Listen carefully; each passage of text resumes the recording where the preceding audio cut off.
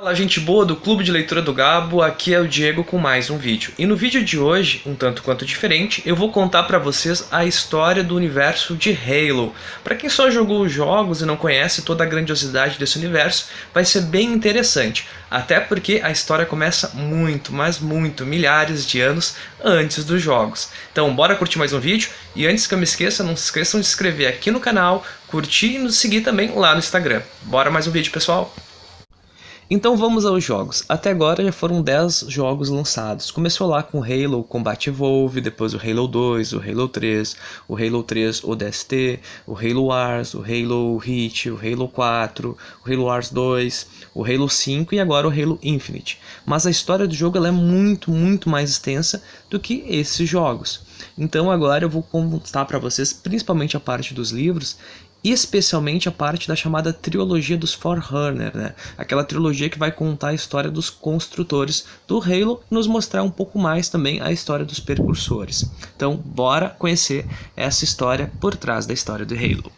No início, os precursores dominavam todo o universo e eram os únicos seres capazes de poder criar vida inteligente. Então, nesse processo, eles não só criavam, mas também ajudavam a desenvolver uma série de espécies pelo sistema solar, pelo universo, melhor dizendo.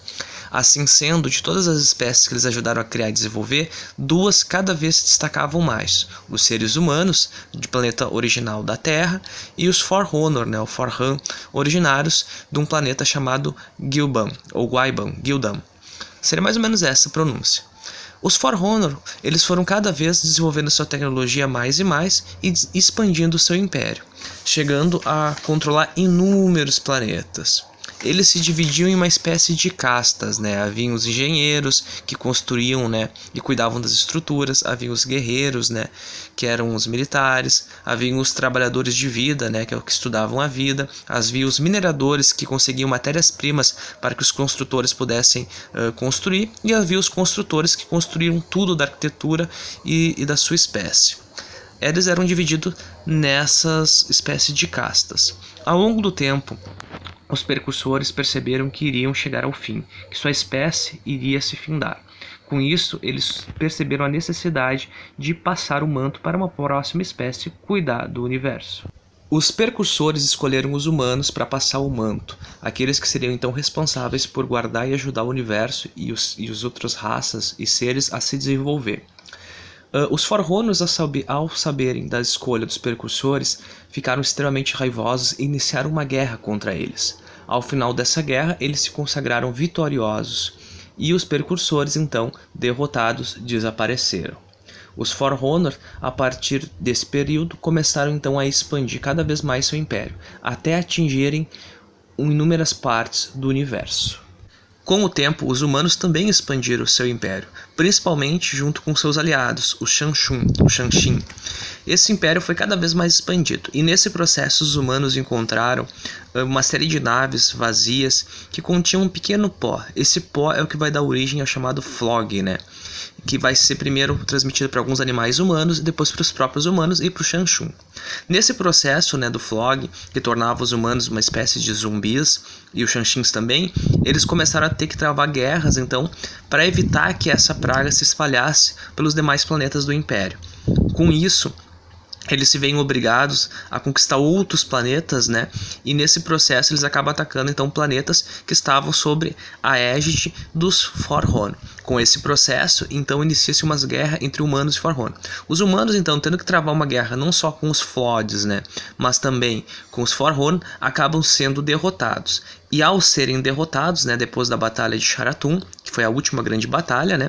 Os humanos então foram reduzidos e tiveram sua tecnologia limitada, o que implicou então num renascimento deles. E esse processo de renascimento lhes foi tirado toda a informação que eles tinham anteriormente, ou seja, eles seriam conduzidos a um novo processo de formação e aprendizado para que não repetissem seus erros anteriores. Contudo, os Forerunners ainda tinham que enfrentar a ameaça dos Flogs, e para isso eles tentaram desenvolver inúmeras estratégias que se mostraram falhas, até a última opção, que foi a criação dos Halos, né, que eram grandes estruturas em forma de anéis que serviriam para acabar com a vida orgânica. Ao eliminar a vida orgânica, se eliminaria os alimentos, e sem os alimentos os Flogs acabariam sendo destruídos.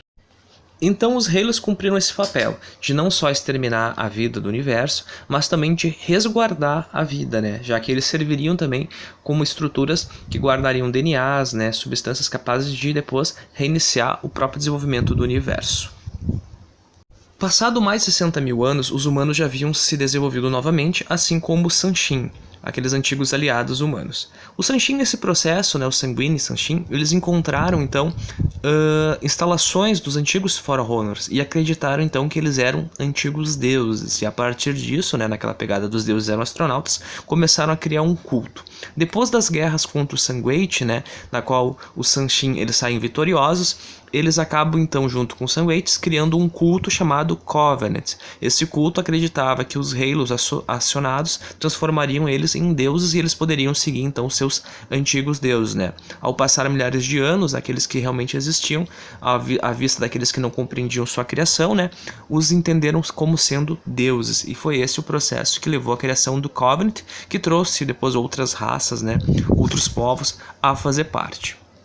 Enquanto os antigos aliados humanos criavam o Covenant, os humanos nesse processo começam então a expandir. Em 2164 inicia a chamada Guerra Interplanetária, no qual os planetas mais afastados da Terra, né, acabam lutando contra a Terra numa disputa entre capitalistas e comunistas principalmente. Após a vitória do capitalismo se cria a chamada UNSC, né, que é o Comando Espacial das Nações Unidas, né, que unificaram a Terra e a partir disso criaram toda uma estrutura para expandir. O problema da superpopulação então é vencido a partir de 2490, quando começam a ser colonizados inúmeros planetas mais distantes a partir do desenvolvimento tecnológico. A Terra então chega a contar com mais de 800 planetas, né, fazendo parte do seu império. Esse império humano de mais de 800 planetas é dividido em colônias internas, né, e as colônias externas. As colônias externas funcionam mais como uma colônia de exploração mesmo, e as internas aonde é desenvolvido todos os grandes projetos. Com isso, com esse processo de exploração das colônias externas, a população, os humanos delas se revoltam, iniciando a chamada Guerra das Colônias Externas contra as colônias internas, né. E nessa guerra aí que vai perdurar por muito tempo, é criado o chamado Projeto Orion, né, que era para criar super soldados capazes de ajudar o NSC a derrotar as colônias externas. É desse Projeto Orion que depois vai surgir o chamado Projeto Spartan 2, né, que a partir de crianças se desenvolveriam então super soldados capazes de serem mais efetivos, já que o Projeto Orion treinava adultos. Então, o Projeto Sparta começaria treinamento desde das crianças, né? Do Projeto Spartan 2, que surge, por exemplo, o Master Chief, protagonista da maior parte dos jogos de Halo. Ao final da guerra, né, das colônias externas e internas, com a vitória das colônias internas, os humanos voltam novamente a se expandir, até chegar a um planeta chamado Habert, antigo planeta dos Forerunner, o que leva então, né, a um encontro entre o Covenant e os humanos, os Covenants buscando então as antigas tecnologias, né, daqueles que eles consideravam sendo seus deuses. No início esse encontro é pacífico, até que depois de alguns atritos inicia uma guerra entre humanos e Covenants.